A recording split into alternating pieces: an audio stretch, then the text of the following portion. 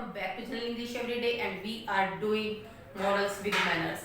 और आज हम करने जा रहे हैं यूजेस ऑफ कुड। कुड कहाँ पे प्रयोग होता है, तो कुड का पहले हम देखते हैं कि इसका हिंदी मीनिंग क्या है। इसकी हिंदी मीनिंग सकता था भी हो सकता है और सकता है भी हो सकता है, ये डिपेंड करता है कि उसका यूज कहाँ हो रहा है। और जो कैन का पास्ट होता है कुड, यहाँ पे यहाँ कैन लिखा हुआ है और कुड ये इसका पास्ट होता है, यानी कि हम यहाँ पे जो काम कर सकते हैं वो कैन होगा और जो काम हम कर सकते थे वो क्या होगा, कुड होगा। तो सबसे पहला हम इसका यूज देखते हैं, वो है क्या, एबिलिटी। हमने कैन का भी सबसे पहले किया था एबिलिटी, तो अब देखते हैं कि इनमें डिफरेंस क्या है। कैन जो होता है वो प्रेजेंट एबिलिटी के लिए यूज होता है, यानी कि अभी आई कैन टीच यू, और मैं यही कहूंगी कि my mother could teach you, मैं तुम्हें पढ़ा सकती हूँ और मेरी माँ पढ़ा सकती थी। यही डिफरेंस है। यहाँ पर आप चेक कीजिए, आई कैन स्पीक 7 लैंग्वेजेस, ये कैन का यूज है कि मैं 7 भाषाएं बोल सकता हूँ। और यहाँ पे कुड पास्ट है, पास्ट एबिलिटी के लिए यूज होता है, तो माई ग्रैंडपा कुड स्पीक 11 लैंग्वेजेस, मेरे दादाजी 11 भाषाएं बोल सकते थे। तो ये क्या हो गया, हमारी एबिलिटी का डिफरेंस हो गया कि कैन जो है वो प्रेजेंट एबिलिटी के लिए होता है और कुड जो है वो किसके लिए होता है, पास्ट एबिलिटी के लिए। अब हम अगला यूज देखते हैं, पोलाइट रिक्वेस्ट। पोलाइट रिक्वेस्ट क्या होती है, हम रिक्वेस्ट करते हैं कुड को लेके। अब आपके मन में एक क्वेश्चन होगा कि ये रिक्वेस्ट वर्ड हमने पहले भी सुना था, किसमें, मे में सुना था, लेकिन मे जो रिक्वेस्ट होती है वो फॉर्मल रिक्वेस्ट होती है। और एक चीज आपको बहुत इंपॉर्टेंट मैं बताने जा रही हूँ कि मे आप उन चीजों के लिए यूज करते हो, उन व्यक्तियों के लिए यूज करते हो जिन्हें आप जानते हो, और जो ये कुड है वो किसके लिए यूज होता है, वो होता है पास्ट एबिलिटी के लिए। अब यहाँ पे हम किसकी बात कर रहे थे, यहाँ पे हम बात कर रहे थे मे की। तो मे फॉर्मल के लिए यूज होता है, जिन लोगों को हम जानते हैं। सपोज आपकी एक टीचर है और वो सामने बैठी हुई है, तो आप क्या कहोगे, मे आई कम इन।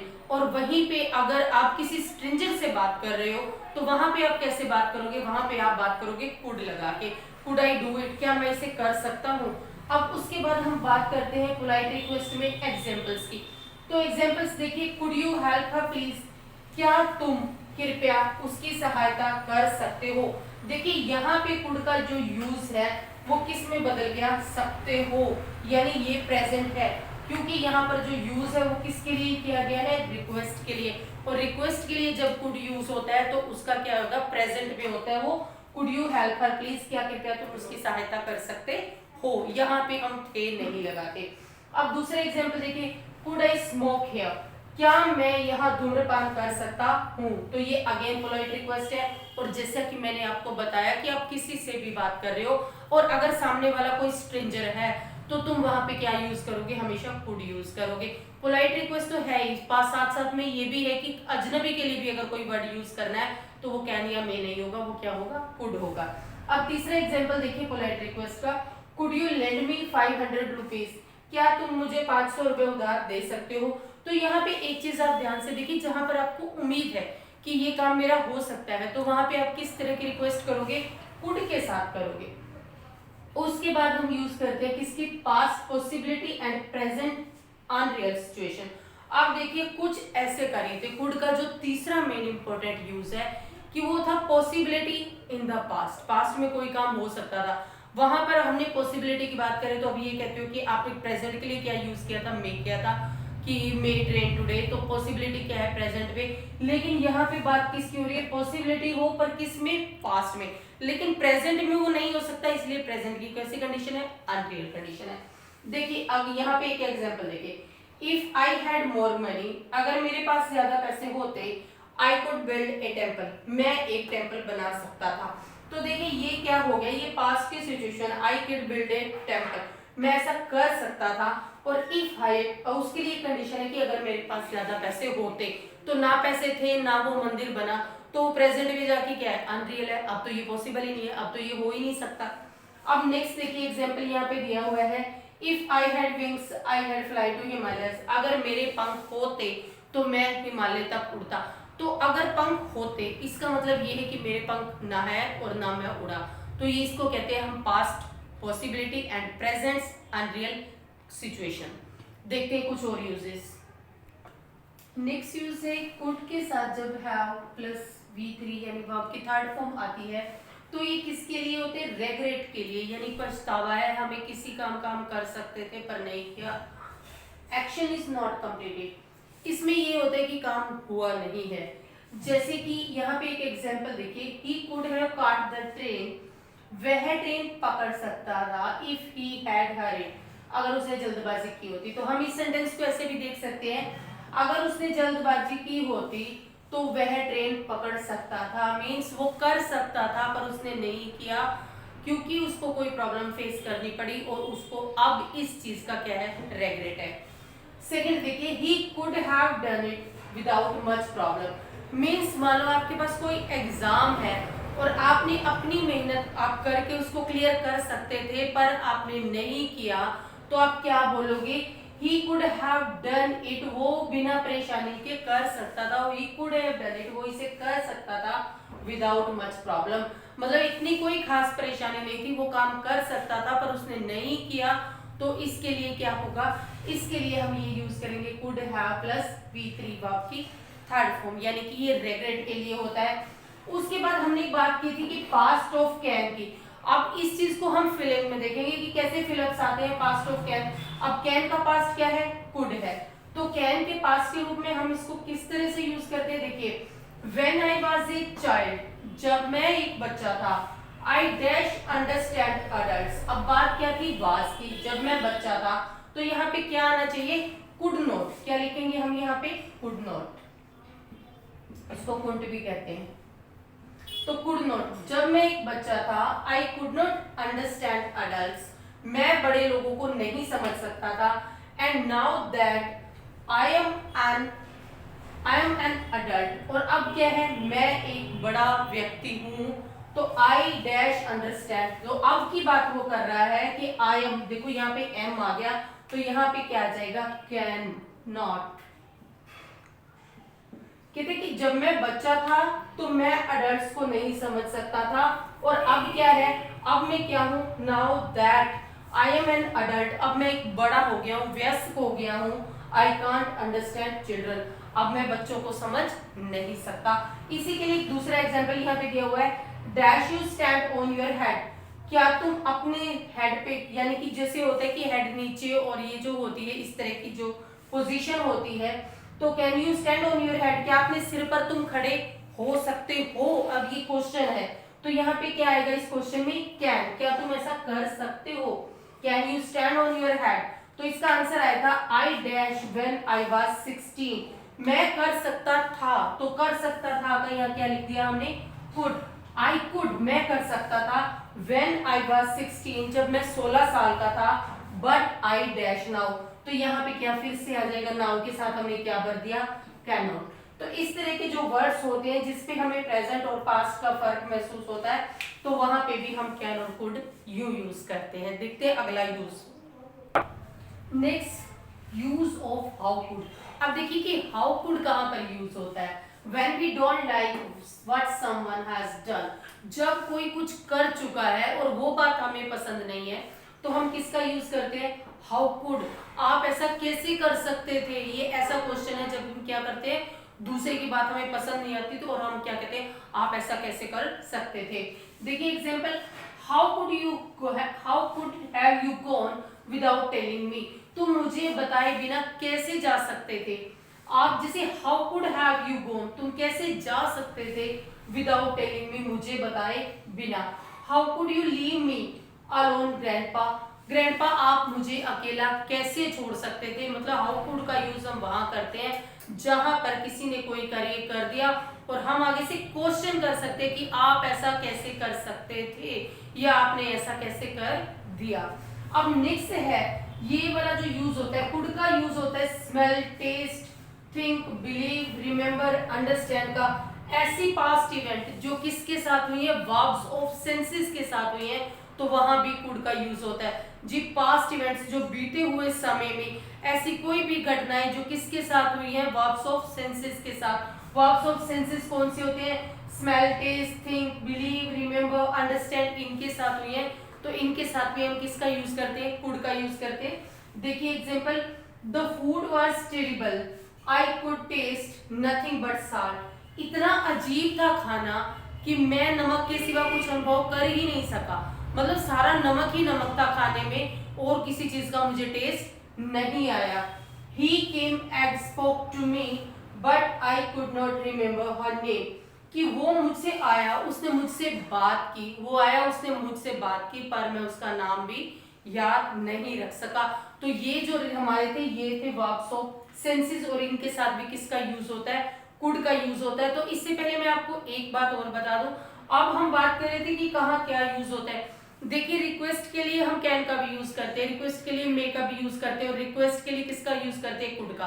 अब पहली बात मैंने ये बताई कि कैन का यूज होता है वो एक कॉन्फिडेंस के साथ होता है, उसमें हम क्या करते हैं, बात तो करते हैं प्लीज करके, हम कैन को बोलते हैं रिक्वेस्ट में, लेकिन कॉन्फिडेंटली बोलते हैं, हमें इतना कोई वो नहीं होता कि काम हो रहा है या नहीं हो रहा, उसकी प्रॉब्लम नहीं होती। मे के लिए हम रिक्वेस्ट कहाँ यूज करते हैं, जहां पे हमें ये होता है कि कोई भी फॉर्मल बंदा है, जैसे मे आई कम इन, मे यू डू इट, इस तरह से अगर सामने वाला हमारा बंदा जानकार है, हमारा बॉस है, हमारी टीचर है, तो हम उसको किस तरह की इस तरह से रिक्वेस्ट देते हैं। लेकिन जब भी कोई स्ट्रेंजर से बात कर रहे होते हैं तो हम किससे बात करते हैं, हम कुड से बात करते हैं हमेशा। और एक बात और होती है कि कैन से ज्यादा पोलाइट कौन है, कैन से ज्यादा पोलाइट होता है मे, और मे से ज्यादा पोलाइट कौन है, मे से ज्यादा जो पोलाइट होता है वो क्या होता है, कुड होता है। तो देखते हैं हम next use, start. Next use of could is suggestion. तो किसके लिए, सुझाव के लिए यूज होता है। वो किस तरह से यूज होता है, you could try another method, तुम दूसरा तरीका अपना सकते थे। यू कुड ट्राई यानी किसी ने कोई क्वेश्चन किया और उसका क्वेश्चन जो था वो सॉल्व नहीं हुआ, आंसर नहीं आया, तो आप क्या सजेस्ट करोगे, यू कुड ट्राई, तुम कर सकते थे अनदर मैटर, कोई दूसरा तरीका। अब हम बात करते हैं use of could in indirect speech. अब देखिए ये जो इनडायरेक्ट स्पीच होती है इसमें क्या होता है, जब हम डायरेक्ट इनडायरेक्ट करते हैं तो इनडायरेक्ट स्पीच में क्या होता है, यहाँ पे जब हम इनडायरेक्ट में चेंज करते हैं तो ये जो कैन होता है ये अपने आप किस में बदल जाता है, कुड में बदल जाता है। देखिए he said I can speak 7 languages, उसने कहा मैं 7 भाषाएं बोल सकता हूँ, मैं 7 भाषाएं बोल सकता हूँ, तो यहाँ पे उसने क्या लगाया, कैन लगाया। अब इसी को इनडायरेक्ट में बदला तो ही said that he could speak 7 languages, उसने कहा कि वो 7 भाषाएं बोल सकता था। तो ये कुछ यूजेस थे कुड के। अब हम यूजेस देखते हैं माइट के। अब देखते हैं यूजेस ऑफ माइट। तो माइट किसका पास्ट है, माइट पास्ट है मे का, और इसका भी जो अर्थ होता है वो कह सकता था, ये सकता है, तो ये डिपेंड करता है उसके यूजेस के ऊपर कि कैसे वो यूज हो रहे हैं। तो माइट के यूजेस के ऊपर डिपेंड होता है कि कहां पर सकता है और कहां पर सकता था। तो सबसे पहले कहते हैं कि हम जो इनडायरेक्ट स्पीच में इसको चेंज करते हैं, किसको, डायरेक्ट स्पीच को इनडायरेक्ट स्पीच में चेंज करते हैं, इन नरेशन में, वहां क्या होता है, मे किस में चेंज होता है, सीधा माइट में चेंज होता है। देखिए he said you may go now, उसने कहा तुम अब जा सकते हो, जा सकते हो, अब की बात हो रही है। तो फिर इसमें अगर हम इसको पास्ट में चेंज करेंगे डायरेक्ट में, he said that I might go then, उसने कहा मैं तब जा सकता था, तो यहाँ पे माइट क्या बन गया, सकता था, यानी मे का पास्ट हो गया माइट। अब देखिए इसका नेक्स्ट यूज क्या है, might is also used to express possibility. तो माइट भी संभावना के लिए यूज होता है। अब आप ये सोचोगे कि मैंने कहा था मे में पॉसिबिलिटी होती है, मे भी संभावना के लिए यूज होता है, तो माइट कैसे यूज होता है, इन दोनों में एक डिफरेंस है। मे में जहां हम 60% अगर सोच सकते हैं हमारी होप है, तो माइट में 5% होप है, यानी कि इतनी लेस होप है कि हम माइट लगा देते कि ऐसा हो सकता है, उम्मीद नहीं है होगा, पर फिर भी हो तो कुछ भी सकता है, तो वहां पर हम जहां पे कुछ भी हो सकता है वहां पे हम यूज करते हैं माइट। अब देखिए ही माइट पास, वह पास हो सकता है the exam, he might pass the exam but seeing his intelligence, पर उसकी कुशाग्रता को देख के I don't have much hope, मुझे ज्यादा उम्मीद नहीं है। देखो होने को तो कुछ भी हो सकता है, कोई भी बच्चा पास हो सकता है अपने एग्जाम में, लेकिन उसका इंटेलिजेंस देखते हुए, यानी कि उसके जो असेसमेंट्स हुए या कुछ भी उसका पीछे का बैकग्राउंड देखते हुए हमें ज्यादा उम्मीद नहीं है। तो माइट किसके लिए होता है, पॉसिबिलिटी के लिए होता है, बट लेस पॉसिबिलिटी। यहाँ पे एक और एग्जाम्पल देखते हैं, the sky is clear but it might rain, sky बिल्कुल आसमान साफ है पर वर्षा तो कभी भी हो सकती है। अब इसको एक चीज में और समझिए, आसमान के ऊपर बहुत सारे बादल है, तो आप क्या कहोगे, the sky is cloudy it may rain today, आज वर्षा हो सकती है। अब आसमान में कहीं कोई छोटी सी बदली आपको दिखी तो आप क्या कहोगे, द स्काई इज क्लियर, आसमान साफ है, बट इट माइट रेन, शायद वर्षा हो सकती है। तो वहां पॉसिबिलिटी कितनी है, 5% पॉसिबिलिटी है। देखते हैं इसके कुछ और uses. Next use of might, for request, अब देखिए रिक्वेस्ट आग्रह करना किसी से, तो मे भी इसके लिए यूज हुआ था रिक्वेस्ट के लिए, तो मे आई बोरो, लेकिन उसमें क्या होती है, संभावना ज्यादा होती है कि हमारा काम हो जाएगा, हम जहाँ पे रिक्वेस्ट होंगे।